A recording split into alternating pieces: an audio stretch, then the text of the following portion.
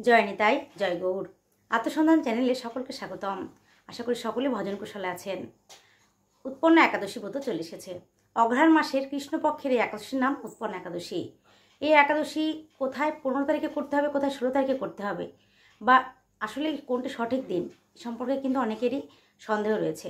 আমরা আজকের এই ভিডিওর মাধ্যমে সঠিকভাবে জানতে পারবো কোনখানে এই একাদশীটি কোন দিন করতে হবে, সেই সাথে একাদশীর সংকল্প মন্ত্র, পারণ মন্ত্র এবং এই একাদশী তিথিটি কীভাবে পালন করবেন, কি খাবেন কি খাবেন না, কি করবেন কি করবেন না, একাদশীর মাহাত্ম্য এবং সংক্ষিপ্ত যে পালনের সময়সূচি রয়েছে সেটি আমরা জানাবো। আসুন আমরা বিস্তারিত শ্রবণ করি। শুরুতে জেনে নেই যে এই একাদশী ব্রতটি সঠিক কোন দিনে পালন করতে হবে। বিশ্বের বিভিন্ন স্থানে এই একাদশী ব্রত দুইভাবে পড়েছে। কোথাও কোথাও পড়েছে 15ই নভেম্বর এবং কোথাও কোথাও পড়েছে 16ই নভেম্বর। যে সকল স্থানে 16 নভেম্বর এই একাদশী ব্রত পালন করতে হবে, সেই সকল স্থানগুলোতে এই একাদশী ব্রত পেয়েছে আছে ব্যঞ্জলি মহাদ্বাদশী। সেজন্য সেখানে এই একাদশী ব্রত অবশ্যই ওই দিনেই পালন করতে হবে। এবং বিশ্বের বেশিরভাগ স্থানেই এই একাদশী ব্রত পড়েছে 15 নভেম্বর শনিবার। আসুন আমরা এক নজরে দেখে নেই বিশ্বের কোন কোন স্থানে একাদশী ব্রত 15 নভেম্বর পালন করতে হবে আর কোন কোন স্থানে 16 নভেম্বর একাদশী ব্রত পালন করতে হবে।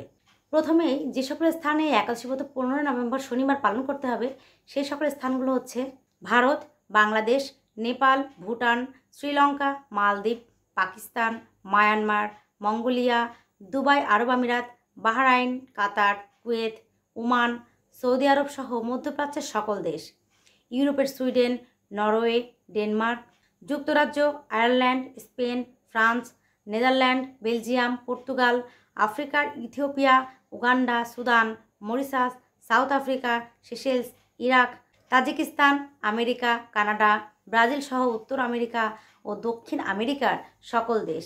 যে সকল স্থানে 16 নভেম্বর ব্রত পালনীয়, সে সকল স্থান হচ্ছে ইতালি, মাল্টা, চেক Republic, Austria, Croatia, Hungary, Poland, Romania, Greece, Ukraine, Finland, Russia, Cyprus, Serbia, পশ্চিম আফ্রিকার মালি, নাইজেরিয়া, মিশর, লিবিয়া, কঙ্গো ও অ্যাঙ্গোলা।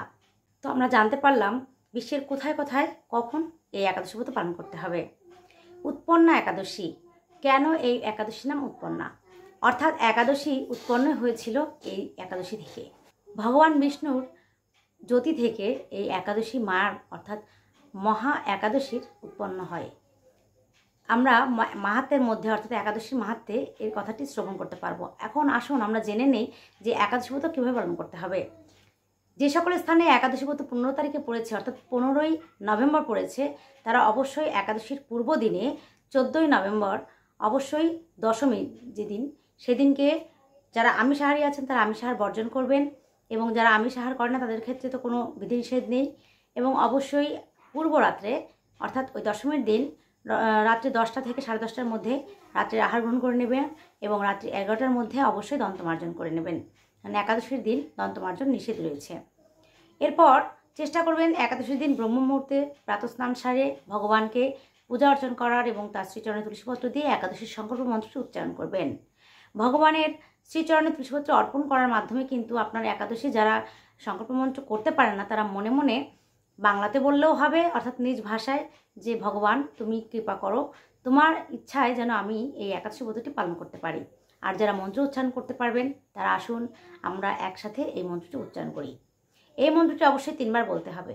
আপনি কিভাবে একাদশী ব্রত পালন করবেন সেই হিসাবে এই মন্ত্রটি উচ্চারণ করবেন। অর্থাৎ একাদশীর বিধানও কিন্তু 3 প্রকার রয়েছে।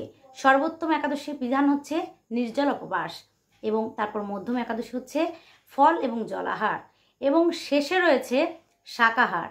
অর্থাৎ যারা এই দুইটি পারবে না, নির্জলা এবং ফলাহার পারবে না, অনেক অসুস্থ থাকতে পারে, গর্ভবতী মায়েরা থাকতে পারে, সেক্ষেত্রে তারা শাকাহার করবে। সামান্য কিছু সবজি, ঘৃত অথবা অলিভ অয়েল, বাদাম তৈল, সূর্যমুখী তৈল এগুলোতে সন্দব লবণ দিয়ে হলুদ ব্যতীত রন্ধন করে সেটি ভগবানকে তুলসীপত্র এবং গঙ্গাজল সহযোগে অর্পণ করে অর্থাৎ ভোগ নিবেদন করে তারপর সেটি আপনি গ্রহণ করবেন।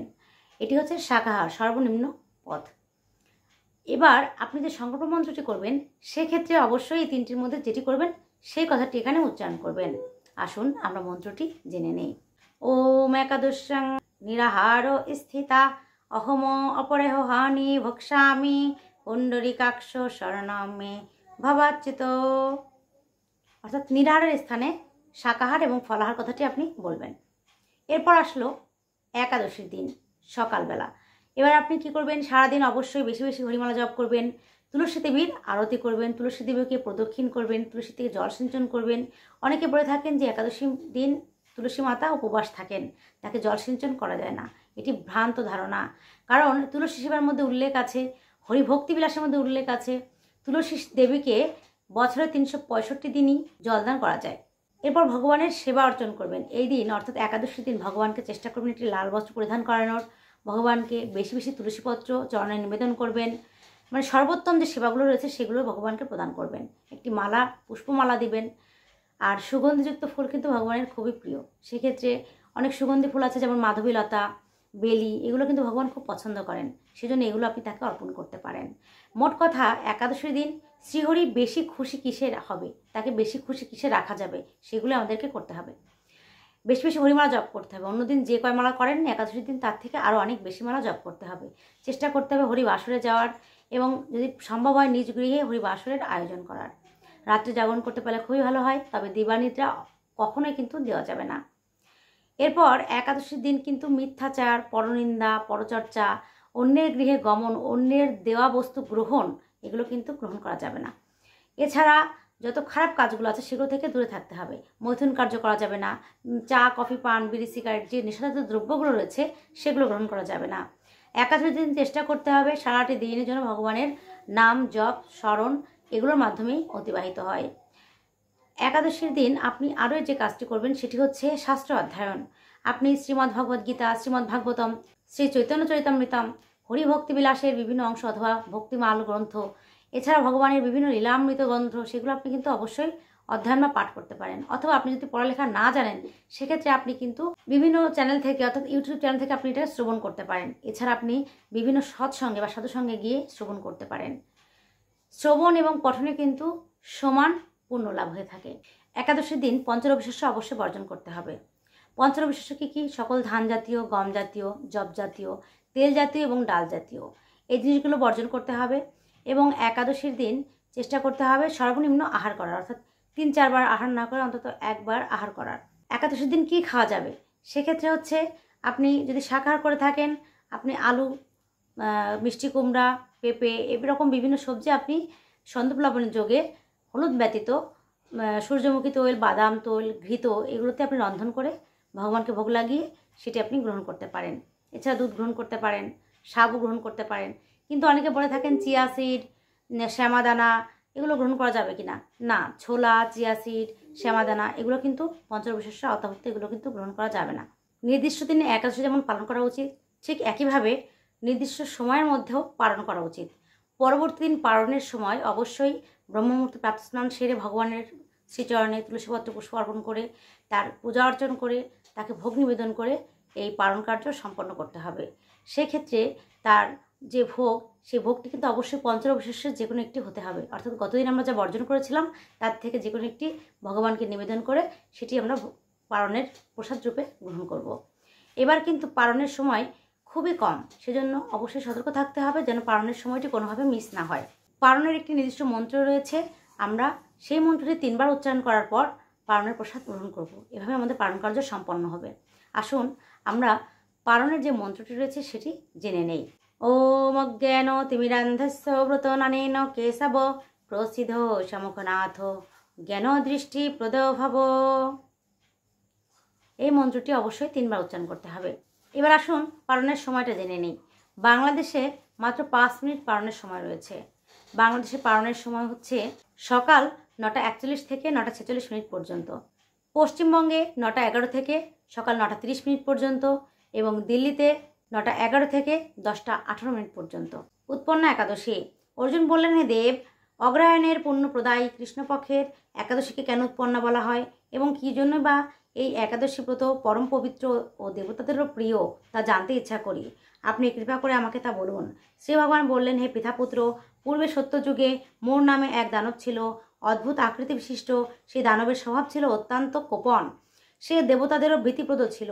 যুদ্ধে দেবতাদের এমনকি স্বর্গরাজ ইন্দ্রকে পর্যন্ত পরাজিত করে স্বর্গ থেকে বিতাড়িত করেছিল। এইভাবে দেবতারা পৃথিবীতে বিচরণ করতে বাধ্য হয়েছিল। তখন দেবতারা মহাদেবের কাছে গিয়ে নিজেদের সমস্ত দুঃখ সবিস্তারে জানালেন। শুনে মহাদেব বললেন, হে মহারাজ, দেবরাজ, যেখানে শরণাগত বৎসল জগন্নাথ গরুধ্বজ বিরাজ করছেন, তোমরা সেখানে যাও। তিনি আশ্রিতদের পরিত্রাণকারী, তিনি নিশ্চয়ই তোমাদের মঙ্গল বিধান করবেন। দেবাদিদেবের কথা মতো দেবরাজ ইন্দ্র দেবতাদের নিয়ে ক্ষীর সমুদ্রের তীরে গমন করলেন। জলে শায়িত শ্রী বিষ্ণুকে দর্শন করে দেবতারা হাত জোর করে তার স্তব করতে লাগলেন। স্তুতির মাধ্যমে নিজ নিজ দৈন্য ও দুঃখের কথা তারা ভগবানকে জানালেন।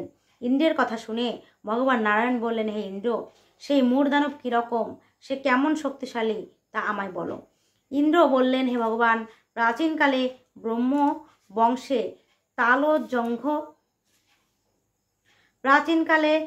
বংশে তালজঙ্ঘা নামে এক অতি পরাক্রমী অসুর ছিল। তারই পুত্র সেই মূঢ় অত্যন্ত বলশালী, ভীষণ উৎকট ও দেবতাদেরও ভয় উৎপাদনকারী। সে চন্দ্রাবতী নামে এক পুরীতে বাস করে। স্বর্গ থেকে আমাদের বিতাড়িত করে তার স্বজাতি কাউকে রাজা, কাউকে অন্যান্য দিকপাল রূপে নিয়োগ করেছেন। তাদেরকে প্রতিষ্ঠিত করে এখন সে দেবলোক সম্পূর্ণ অধিকার করেছে। তার প্রবল প্রতাপে আজ আমরা পৃথিবীতে বিচরণ করছি। ইন্দ্রের কথা শুনে ভগবান দেবদ্রোহীদের প্রতি অত্যন্ত ক্রোধান্বিত হলেন। তিনি দেবতাদের সঙ্গে চন্দ্রাবতীপুরে গেলেন। সেই দৈত্যরাজ শ্রী নারায়ণকে দর্শন করে পুনঃ পুনঃ গর্জন করতে লাগলো। দেবতা ও অসুরের মধ্যে তুমুল যুদ্ধ শুরু হয়ে গেল। যুদ্ধে দেবতারা পরাজিত হয়ে এদিক ওদিক পালিয়ে গেল। তখন যুদ্ধক্ষেত্রে শ্রীনারায়ণকে একা দেখে সেই দানব তাকে দাঁড়াও দাঁড়াও বলতে লাগলো। শ্রী ভগবানও ক্রোধে গর্জন করে বললেন, রে দুরাচার দানব, আমার বাহুবল দেখ। এই বলে অসুর পক্ষীয় সমস্ত যোদ্ধাদের দিব্য বাণের আঘাতে নিহত করতে লাগলেন। তখন তারা প্রাণ ভয়ে নানা দিকে পালাতে লাগলো। সেই সময় নারায়ণ দৈত্য সৈন্যদের মধ্যে সুদর্শন চক্র নিক্ষেপ করলেন। ফলে সমস্ত সৈন্য ধ্বংসপ্রাপ্ত হলো। একমাত্র মৌরসুরী জীবিত রইল। সে অস্ত্রযুদ্ধে নারায়ণকে পরাজিত করলো। তখন নারায়ণ দৈত্যের সাথে বাহুযুদ্ধে লিপ্ত হলেন। এইভাবে দেবতাদের হিসাবে 1000 বছর যুদ্ধ করেও ভগবান তাকে পরাজিত করতে পারলেন না। তখন শ্রীহরি বিশেষ চিন্তান্বিত হয়ে বদ্রিকা আশ্রমে গমন করলেন। সেখানে সিংহাবতী নামে একটি গুহা আছে। এই গুহাটি 1 দ্বার বিশিষ্ট এবং 12 যোজন অর্থাৎ 86 মাইল বিস্তৃত। ভগবান বিষ্ণু সেই গুহার মধ্যে শয়ন করলেন। সেই দৈত্যও তার পিছন পিছন ধাবিত হয়ে গুহার ভিতরে প্রবেশ করলো। সে বিষ্ণুকে নেতৃত্ব বুঝতে পারল। অত্যন্ত আনন্দিত হয়ে ভাবতে লাগলো, আমার সাথে যুদ্ধে পরাজিত হয়ে বিষ্ণু এখানে গোপনে শুয়ে আছে, এখন আমি তাকে অবশ্যই বধ করব। দানবের এরকম চিন্তার সঙ্গে সঙ্গে শ্রী বিষ্ণুর শরীর থেকে একটি কন্যা উৎপন্ন হলো। এই কন্যাই উৎপন্না একাদশী। তিনি রূপবতী, সৌভাগ্যশালিনী, দিব্য অস্ত্রশস্ত্র ধারিণী ও বিষ্ণু তেজসম্ভূতা বলে মহাপরাক্রমশালী ছিলেন। দৈত্যরাজ সেই স্ত্রীরূপিণী দেবীর সাথে তুমুল যুদ্ধ শুরু করলো। কিছুকাল যুদ্ধের পর দেবীর দিব্য তেজে অসুর ভস্মীভূত হয়ে গেল। তারপর বিষ্ণু জেগে উঠে সেই ভস্মীভূত দানবকে দেখে বিস্মিত হলেন। এক দিব্য কন্যাকে তার পাশে হাত জোর করে দাঁড়িয়ে থাকতে দেখলেন। বিষ্ণু বললেন, হে মহাপরাক্রান্ত উগ্রমূর্তি, এই মূঢ় দানবকে কে বধ করলো? যিনি একে হত্যা করেছে তিনি নিশ্চয়ই প্রশংসনীয় কর্ম করেছে। সে কন্যা বললেন, হে প্রভু, আমি আপনার শরীর থেকে উৎপন্ন হয়েছি। আপনি যখন ঘুমিয়েছিলেন তখন এই দানব আপনাকে বধ করতে চেয়েছিল। তা দেখে আমি তাকে বধ করেছি। আপনাদের কৃপাতেই আমি তাকে বধ করতে পেরেছি। একথা শুনে ভগবান বললেন, আমার পরাশক্তি, তুমি একাদশীতে উৎপন্ন হয়েছ, তাই তোমার নাম হবে একাদশী।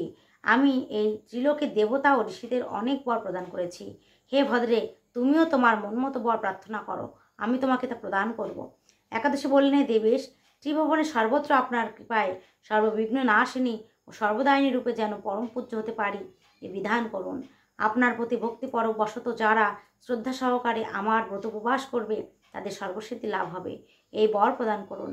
বিষ্ণু বললেন, হে কল্যাণী, তাই হোক। উৎপন্না নামে প্রসিদ্ধ তোমার ব্রত পালনকারীর সমস্ত ইচ্ছা পূর্ণ হবে। তুমি তাদের সকল মনোবাসনা পূর্ণ করবে, এতে কোনো সন্দেহ নাই। তোমাকে আমার শক্তি বলে মনে করি, তাই তোমার ব্রত পালনকারী সকলে আমারই পূজা করবে। এর ফলে তারা মুক্তি লাভ করবে। তুমি হরিপ্রিয়া নামে জগতে বিখ্যাত হবে। তুমি ব্রত পালনকারীর শত্রু বিনাশ, পরম গতি দান ও সর্বসিদ্ধি প্রদান করতে সমর্থ হবে।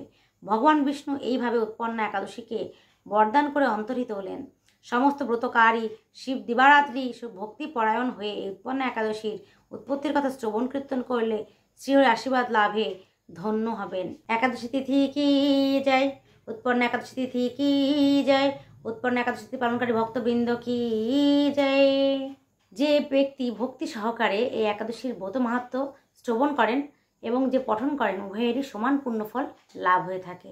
তো আসুন আমরা যে যেখানে আছি সেখান থেকে অবশ্যই একাদশী ব্রত পালন করি এবং পরিবারের সকলকে নিয়ে, বন্ধুবান্ধব যারা আছেন, আত্মীয় স্বজন সকলকে নিয়ে সকলকে অবগত করায় যে একাদশীর মাহাত্ম্য কী জিনিস এবং একাদশী কেন পালন করতে হবে।